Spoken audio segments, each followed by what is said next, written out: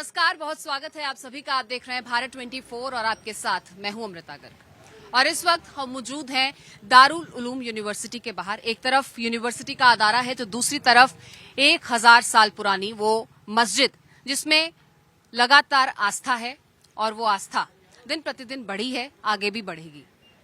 हम आज जिस मुद्दे पर बात करने के लिए यहाँ पहुंचे हैं वो मुद्दा है यूसीसी का, वो मुद्दा है यूनिफॉर्म सिविल कोड का। यूनिफॉर्म सिविल कोड यानी एक देश में एक कानून और समान नागरिकता। तो इस यूनिफॉर्म सिविल कोड को लेकर क्या कुछ मसले हैं, क्या कुछ शिकायतें हैं, क्या कुछ इनसिक्योरिटीज हैं और क्या डर है, इन तमाम चीजों को आज यहाँ मौजूद तमाम लोगों से समझने की कोशिश करेंगे। उस पक्ष को जानने की कोशिश करेंगे जो पक्ष लगातार इसका विरोध कर रहा है, क्यों विरोध कर रहा है, उसको किस चीज का डर है या किस चीज के छिन जाने का खौफ है। इन तमाम चीजों को समझने की कोशिश करेंगे। आखिर सरकार जब कहती है कि यूसीसी मतलब एक देश एक कानून, सबको एक सा अधिकार, सबके समान बराबर अधिकार होने चाहिए, तो उस चीज पे किसी को मसला क्यों है, उन चीजों को समझने की कोशिश आज यहाँ पर करेंगे। आप सब यहाँ पर मौजूद हैं। यूनिफॉर्म सिविल कोड की बात सरकार करती है। यूनिफॉर्म सिविल कोड समझते हैं आप क्या है, उससे मसला क्या?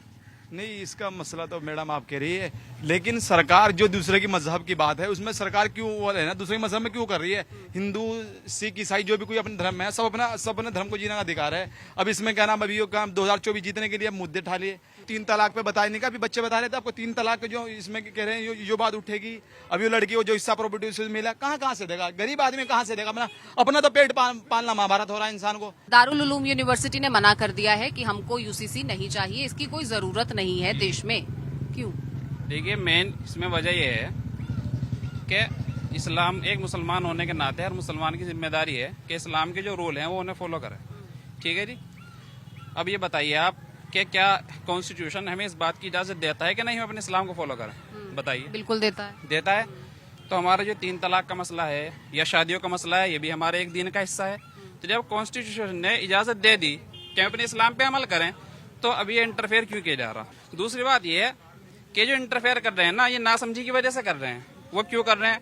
वो ये कह रहे हैं कि भाई औरतों के साथ एक समानता होनी चाहिए, न्याय मिलना चाहिए सबको। जैसे हिंदू औरतों को न्याय मिल रहा, मुसलमान औरतों को मिलना चाहिए।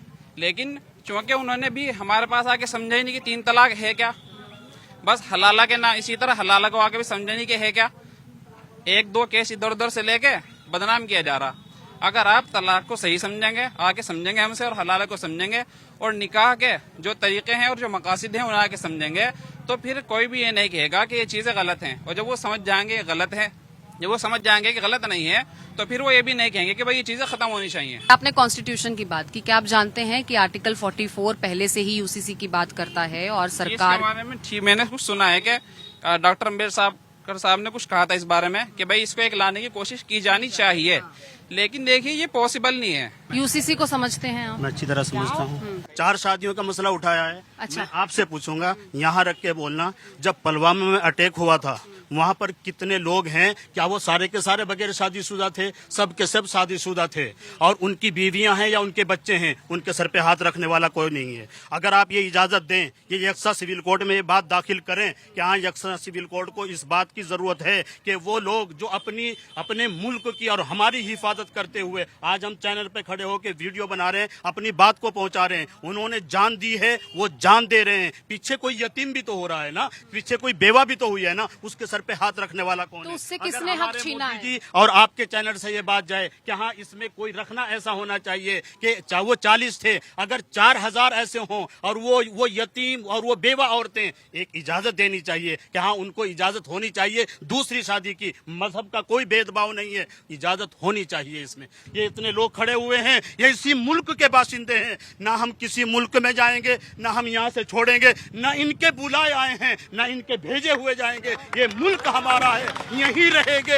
हम तो लोग वो हैं जो जमीन पर रोजाना सजदा करके इस मुल्क को ये बताते हैं, हम इस मुल्क की मिट्टी से बेहद मोहब्बत करते हैं, प्यार करते हैं, रुकू एक करते हैं, सजदे 2 करते हैं, इसलिए कि हम इस जमीन से मोहब्बत करते हैं। आपको कोई डर है यूनिफॉर्म सिविल कोड से? नहीं, कोई डर नहीं है। तो फिर क्यों नहीं होना चाहिए देश में एक कानून? बस जो हमारे मौलाना कह रहे हैं उन्हीं के साथ हैं, उन्हीं की बातों से सहमत हैं। दारुल उलूम चौक में इस वक्त हम मौजूद हैं और यहाँ पर जिस दुकान में चाय का आनंद मैं इस वक्त ले रही हूँ, तो 350 साल से यहाँ पर ये लोगों को चाय का स्वाद चखा रहे हैं। और देखिए, चर्चा के लिए जब आप चाय की टपरी पर बैठते हैं तो इससे बेहतर जगह नहीं होती। तो आज हम यहीं पर आ पहुंचे हैं और जानने की, टटोलने की कोशिश करेंगे आम जनमानस का मन क्या कहता है, इस इलाके में लोगों की राय क्या है, आम लोग क्या सोचते हैं। एक देश में बाबा एक कानून होना चाहिए क्या? हमारे हिंदुस्तान के अंदर 140 करोड़ की आबादी है और उसमें 4 धर्म के लोग रहते हैं, हिंदू, मुस्लिम, सिख, ईसाई। 4 धर्म के लोगों को एक धर्म नहीं बना सकते, एक कानून बना सकते हैं उनके लिए, ताकि वे कोई पाप ना करें, अपराध ना करें। आपको क्या लगता है यूनिफॉर्म सिविल कोड से क्यों नाराजगी है या क्यों आपत्ति है या नहीं है? नहीं मैडम, देखिएगा यूनिफॉर्म सिविल कोड के बारे में जब तक ड्राफ्ट नहीं सामने आएगा तो उसके बारे में तो हम कुछ अपनी राय दे ही नहीं सकते। पहले में ड्राफ्ट तो अब सामने आए, फिर उसके बाद पढ़ेंगे, पढ़ने के बाद जो है फिर अपनी जो है ऑब्जेक्शन उस पर दर्ज कराएंगे। अगर हमारे फेवर में होगा तो हमें कोई आपत्ति नहीं है। हमें क्या, उसमें तो जैन समाज भी बोल रहे हैं, सिख समाज भी बोल रहे हैं, तो सबकी बात को सुना जाए और सबकी बात मानी जाए, लेकिन पहले ड्राफ्ट आए। तो आपने बहुत खूबसूरत बात कही कि जब तक ड्राफ्ट सामने नहीं आता, लेकिन उससे पहले अगर राय शुमारी के लिए लॉ कमीशन बनाया गया है, लॉ कमीशन को बोला गया है कि आप सबकी राय लीजिए, है ना, तो उसमें क्या मसला है? राय तो दी जा सकती है ना, उसी के आधार पर कानून बनेगा अगर बनता है। मैडम देखिएगा, ऐसा है कि ये तो चीज़ हमारे उलेमा और जो क्या नाम लॉ के जानकार हैं वो लोग बैठ कर के ही इस बारे में जो है सही से बता सकते हैं। आम आदमी इस बारे में कोई ज़्यादा राय न तो दे सकता है और न उसे देनी चाहिए, क्योंकि देखिए अगर वो देगा कुछ और तिल का ताड़ बन जाएगा और कुछ नहीं होगा। बिल्कुल ठीक बात है। तो देखिए, यूनिफॉर्म सिविल कोड की चर्चा हो रही है देश में और बहस ना कहकर इसको आज मैं ये कहूंगी कि मैं आज हर पक्ष को सुनने के लिए यहाँ पे पहुंची हूँ। किसी के दिल में यूनिफॉर्म सिविल कोड को लेकर क्या इनसिक्योरिटीज हैं, क्या उसके डर हैं, वो तमाम चीजें जानने और समझने की कोशिश के लिए आज हम यहाँ पर पहुंचे, ताकि आज यहाँ से एक पक्ष की आवाज ही सही सरकार तक पहुंचे जरूर। आपको क्या लगता है, यूसीसी को कितना अच्छे से आप समझते हैं और मुल्क समझ रहा है? नहीं, देखिए यूसीसी के समझने का जहाँ तक मामला है तो ये पूरे मुल्क के लिए है, कोई एक मतलब अकलियतों का ही नहीं है। इस मुल्क में जितनी अकलियतें हैं, ट्राइबल्स हैं, दूसरी कौमें हैं, तो इस मुल्क के अंदर विभिन्न कल्चर के लोग रहते हैं, विभिन्न धर्मों के लोग रहते हैं, सबके अपनी अपनी रिवायतें हैं, सबके अपने अपने वो हैं, तो उसके मुताबिक इंडियन आइन उनको इजाज़त देता है, वो उसके मुताबिक उसको कर रहे हैं, तो उसको टच करने की, छेड़ने की ज़रूरत नहीं है। बाकी ये कि कुछ इस जो मौजूदा हुकूमत है वो तो देखे पिछले 9 साल से एक ही गेम खेल रही है कि हिंदू मुस्लिम हर मोड़ पे जैसे जैसे इलेक्शन नज़दीक आएगा उठा के वहाँ खड़ा कर देंगे, जैसे सिर्फ ये मुसलमानों का मसला है।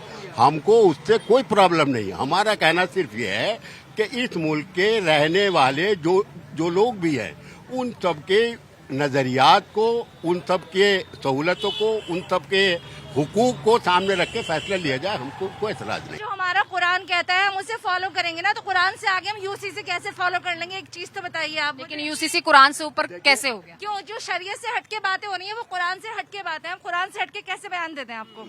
मुस्लिम मैरिज एक्ट भी होते हैं और हिंदू मैरिज एक्ट भी होते हैं, आप उनको कैसे एक कर रहे हो? कैसे कर दोगे? ये पॉसिबल है? आपको खुद लगता है ये पॉसिबल है? सर, आप लड़कियों की शादी की एज बढ़ा रहे हैं, तो आप ये बताइए कि उनकी शिक्षा के लिए आप फ्री क्या कर रहे हैं? फ्री में कौन सी शिक्षा उन लड़कियों को दी जाएगी? अगर उनकी शादी की एज 25 साल पहुंचेगी तो उनकी जो 18 इयर्स में वो 12th कर लेंगी, उसके बाद की कितनी शिक्षा उन्हें फ्री दी जाएगी, उस पे बात करें आप। अगर ऐसा कोई प्लान आप ला रहे हैं तो मैं हर माँ बाप से कहूंगी कि अपनी बच्चों को पढ़ाओ।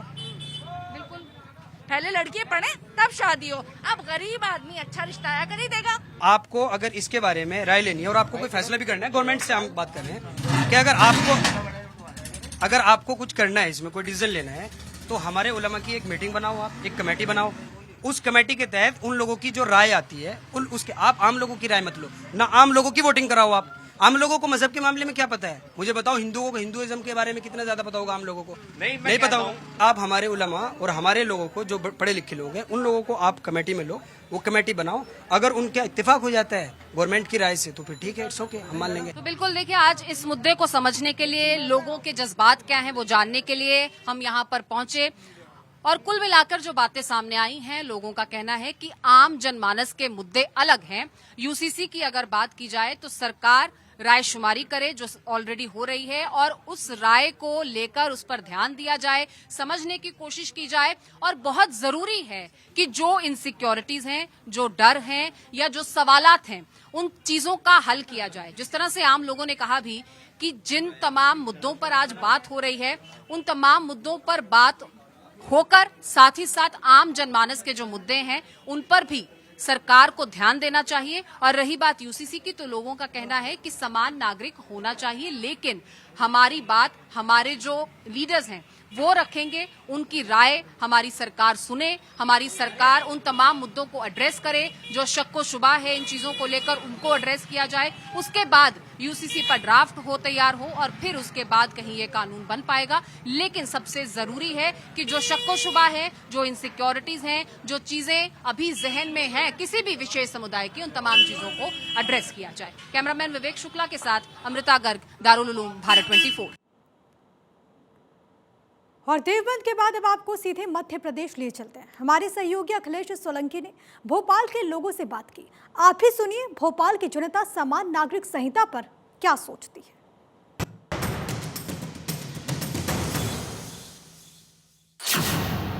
तो भारत मांगे यूसीसी यूनिफॉर्म सिविल कोड को लेकर भोपाल के यूथ क्या सोचते हैं, जो पढ़ने वाले बच्चे हैं।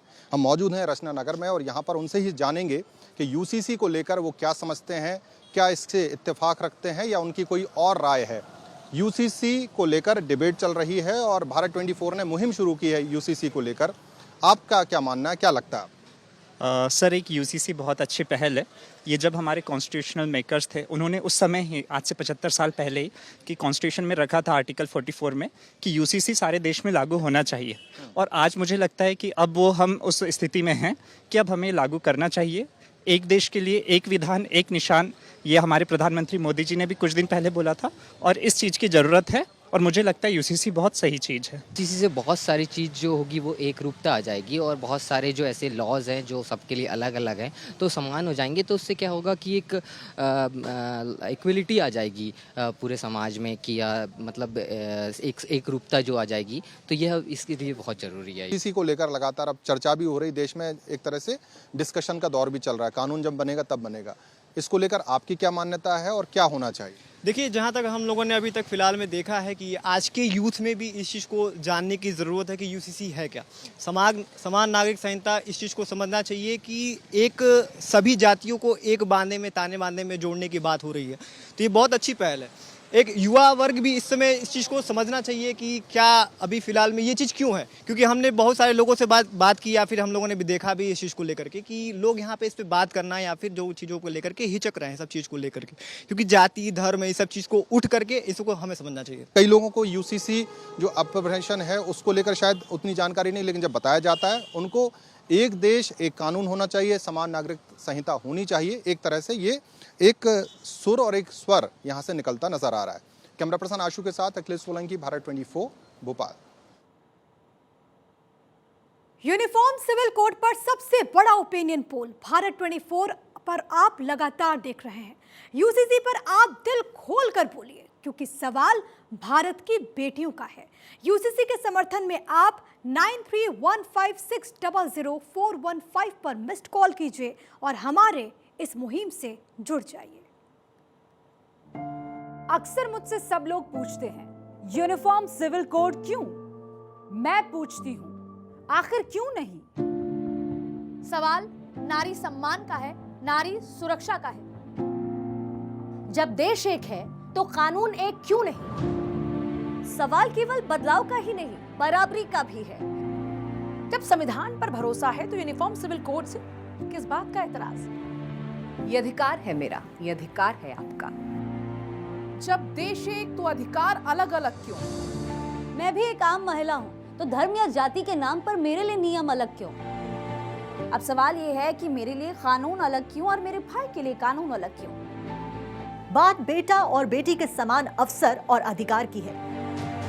हमारे मुल्क में कई सारी ऐसी महिलाएं हैं जिनके ख्वाब अधूरे रह जाते हैं। जब कहता है संविधान महिला और पुरुष एक समान, फिर आज भी आखिर महिलाएं ही क्यों दे रही हैं इम्तिहान?